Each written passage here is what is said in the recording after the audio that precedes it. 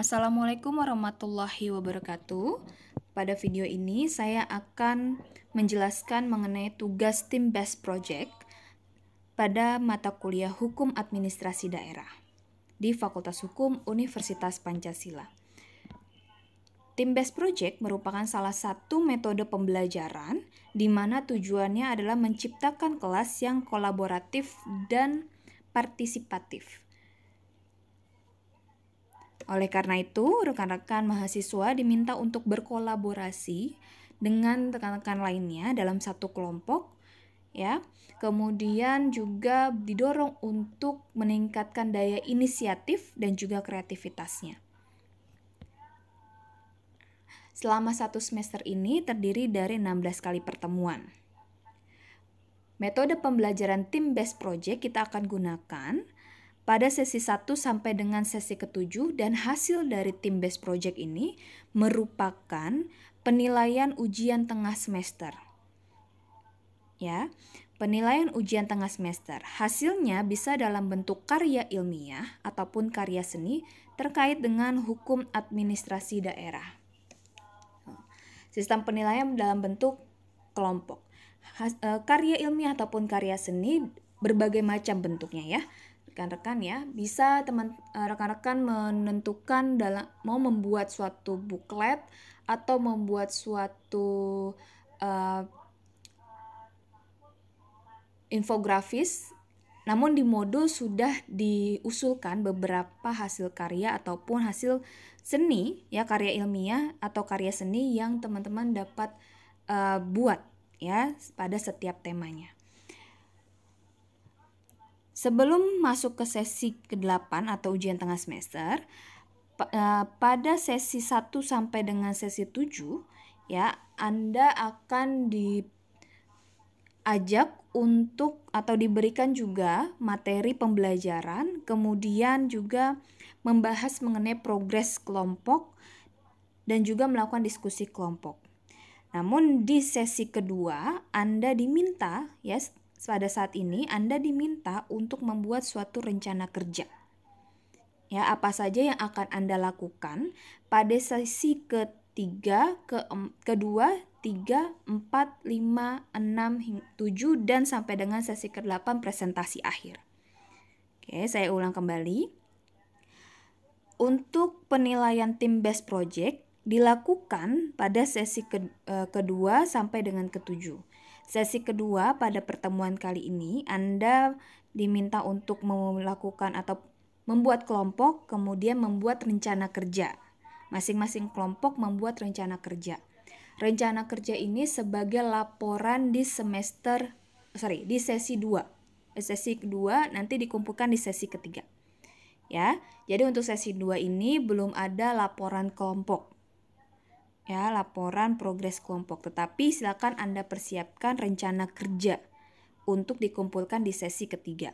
Sesi ketiga sampai dengan sesi ke-7 sama seperti sesi kedua, Anda akan diminta untuk membuat laporan progres tugas kelompok berdasarkan rencana kerja yang Anda buat, yang dikumpulkan di sesi ketiga. Oke, nanti hasil progres di sesi ketiga Anda kirim di sesi keempat. Itu sebagai laporan akhir di sesi keempat. Laporan progres kelompok di sesi keempat. Ya, selama di luar pembelajaran, ya, jam pembelajaran, silakan Anda melakukan diskusi kelompok. Itu, ya. Tentu dalam sesi-sesi tersebut saya akan memberikan materi dan juga ada beberapa mungkin tugas secara terstruktur atau individu. Itu, ya. Nah, setelah UTS di sesi ke-9 sampai dengan sesi 15, kita masuk pada metode pembelajaran case method. Ya, mengacu pada modul case method. Nah, di dalam modul tersebut sudah tersedia beberapa kasus, namun pada pada pertemuan memungkinkan kita menggunakan kasus yang berkembang saat ini apabila tidak tersedia di dalam modul. Itu, ya. Nah, di sesi ke-16, sesi UAS, penilaian UAS berbasis pada studi kasus hukum administrasi daerah. Sistem penilaiannya ada individu. Nah, di sini pun diharapkan sebetulnya bisa menghasilkan suatu karya ilmiah, setidaknya artikel ilmiah. Gitu. Nah, nanti akan saya jelaskan kembali terkait dengan metode pembelajaran ini di sesi ke-9. Oke, ini pedoman ya, pedoman tugas. Baik team based project maupun case method. Team based project di modul yang team based project, case method yang modul meneropong implementasi HAD. Oke, tema project ada 4, bisa teman-teman baca ya, ini juga tersedia di dalam modul. Sistem penilaian pun sudah tersedia di dalam modul. Kenapa presentasi ujian tengah semester itu cukup besar? Karena penilaian atau tujuan dari metode pembelajaran yang saat ini dilakukan bertitik berat di dalam metode team based project ini, sehingga presentasinya cukup besar.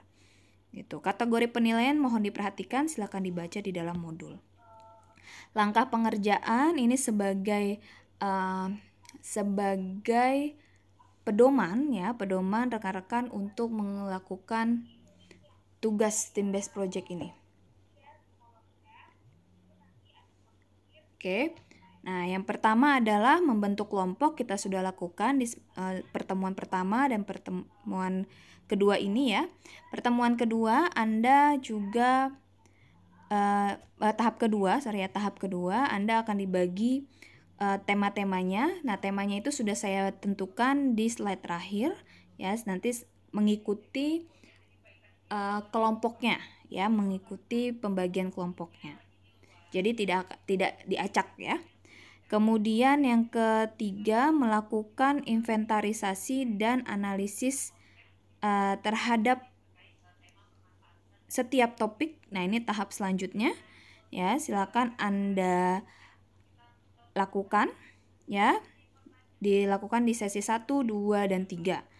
Ya, kemudian di tahap keempat, pada pertemuan keempat ya, Anda diminta untuk mempresentasikan hasil inventarisasi dan analisis di depan kelas. Jadi ini sebagai laporan awal ya pada pertemuan keempat.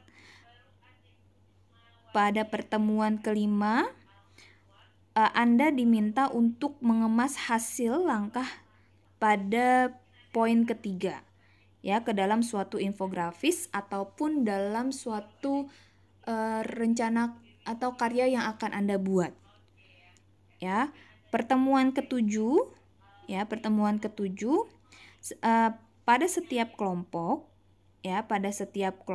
itu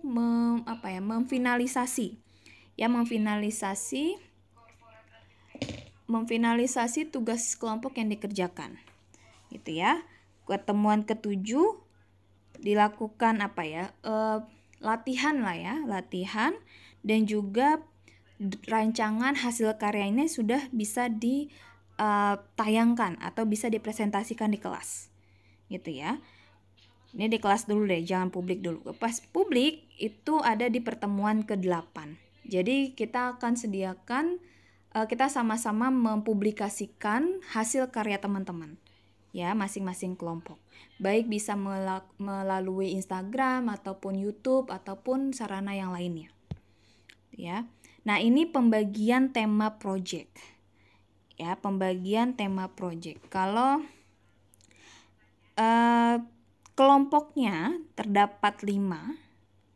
Ya, kelompoknya ada 5, jumlah kelompoknya ada 5, tetap mengacu pada angka 2 ini.